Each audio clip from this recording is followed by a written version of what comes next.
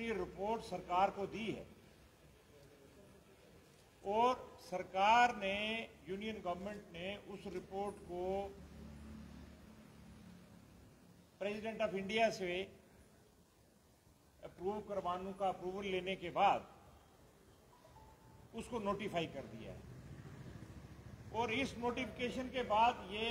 Recommendation जो है एक फाइनलिटी अचीव कर लेती है। इसके बाद इसको कोर्ट में भी चैलेंज करना हो तो उसका कोई प्रावधान हमारे कॉन्स्टिट्यूशन में नहीं। तो ये चूंकि फाइनल हो चुकी है डिलिमिटेशन कमीशन की रिपोर्ट, तो हम डिलिमिटेशन कमीशन के उस हिस्से को, उस पार्ट को वेलकम करना चाहते हैं जिसमें उन्होंने पीओजेके के रेफ्यूजीज की नॉमिनेशन के बारे में रिकमेंड किया है और साथ में कश्मीरी माइग्रेंट्स के लिए भी उन्होंने 2 सीट्स रिकमेंड करने के लिए प्रावधान उसमें रखा है। ये चीज जो भारतीय सरकार ने इस रिपोर्ट को चूंकि नोटिफाई कर दिया है तो हम इसको वेलकम करते हैं। डिलिमिटेशन कमीशन ने अपनी रिपोर्ट जो उन्होंने पूरी बनाई है, बाकी की कॉन्स्टिट्यूएंसीज क्या हैं क्या नहीं है वो पॉलिटिकल पार्टीज जाने, लेकिन हम चूंकि जितने सिख समाज जो जम्मू कश्मीर में ज्यादातर जो है वो सब पीओके के रेफ्यूजीज हैं, हम इसको दिल से वेलकम करते हैं और भारत सरकार से ये अपेक्षा करते हैं कि भारत सरकार, जो मौजूदा भारत सरकार है, वो हमेशा पीओके को लेकर प्रोएक्टिव रही है, उनकी पॉलिसी बड़ी प्रोएक्टिव रही है। तो हम इनसे ये अपेक्षा, ये उम्मीद करते हैं कि ये सरकार जो 24 सीटें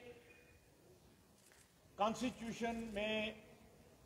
रिजर्व की गई हैं, जो कि बाद में अभी अमेंड भी किया है इन्होंने स्टेट रीऑर्गेनाइजेशन एक्ट 2019 के तहत, जिसमें उन्होंने जम्मू कश्मीर को स्टेट से यूटी में कन्वर्ट किया है साथ में और 370 रिमूव किया है। उसी रीऑर्गेनाइजेशन एक्ट में उन्होंने 24 सीटें जो है पीओके के खाते में हमारी असेंबली में, जम्मू कश्मीर की असेंबली में रिजर्व रखी हुई है। हम ये उम्मीद करते हैं भारतीय सरकार से और ये मांग भी करते हैं पुरजोर कि उसमें 24 में से 50% सीटें, 12 सीटें कम से कम जो है वो डी फ्रीज की जानी चाहिए, ताकि अब जब असेंबली कॉन्स्टिट्यूट हो तो by way of nomination PoJK के रेफ्यूजीज को उसमें रिप्रेजेंटेशन, लेजिस्लेटिव पॉलिटिकल रिप्रेजेंटेशन और एम्पावरमेंट होनी चाहिए। 50% of the 24 seats reserved for POK on behalf of POK in the J&K legislature। तो साथ में हम उनसे जो दूसरी मांग कर रहे हैं वो ये है कि ये जो सीट्स पीओजेके के खाते में रिजर्व की जाएंगी और नॉमिनेशन के खाते में रखी जाएंगी, क्योंकि इस सरकार के मौजूदा यूनियन गवर्नमेंट के representative from time to time तकरीरें भी ये करते रहे हैं कि हमें ये रिजर्वेशन जो है देनी है इनको। तो हम ये मांग करते हैं कि जितने लोग पीओजेके के वहां से आए हैं माइग्रेट करके, उसमें यह देखा जाए कि उसमें किस किस वर्ग से ताल्लुक रखने वाले लोगों की परसेंटेज क्या है और किस किस इलाके से हैं। ये ना हो कि एक ही इलाके को सारी रिप्रेजेंटेशन हो और बाकी इलाके जो है कि ये सब पीओजेके वो ना हो, उसकी इक्विटेबल डिस्ट्रीब्यूशन होनी चाहिए। आबादी के लिहाज से कितनी परसेंटेज किस वर्ग से ताल्लुक रखने वाले लोग रिफ्यूजी बन के आए हैं और किस किस इलाके से हैं, तो ये एक डिस्ट्रीब्यूटेड सिस्टम के साथ, इक्विटेबल डिस्ट्रीब्यूशन के साथ ये नॉमिनेशंस जो है पीओजेके की ये की जानी चाहिए। इसके अलावा हम चूंकि वेलकम कर रहे हैं जो इन्होंने कश्मीरी माइग्रेंट्स के लिए 2 सीट्स की रिकमेंडेशन की है इलेक्शन कमीशन ने, तो हम ये मांग करते हैं कि उन 2 में से वो 2 की 2 सीटें जो हैं वो जो भी कश्मीर से माइग्रेंट हैं, चाहे वो कश्मीरी पंडित भाई हैं, चाहे वो सिख हैं या किसी और वर्ग से तल्लुक रखने वाले हैं, जो वहां से माइग्रेट हुए हैं और जिनका रिकॉर्ड माइग्रेशन का यहां मौजूद है, वो किसी भी धर्म से किसी भी वर्ग से तल्लुक रखने वाले हों, ये नॉमिनेशन उन सबको मद्देनजर रखते हुए होनी चाहिए। ये सिर्फ सिख माइग्रेंट्स को मिल जाए या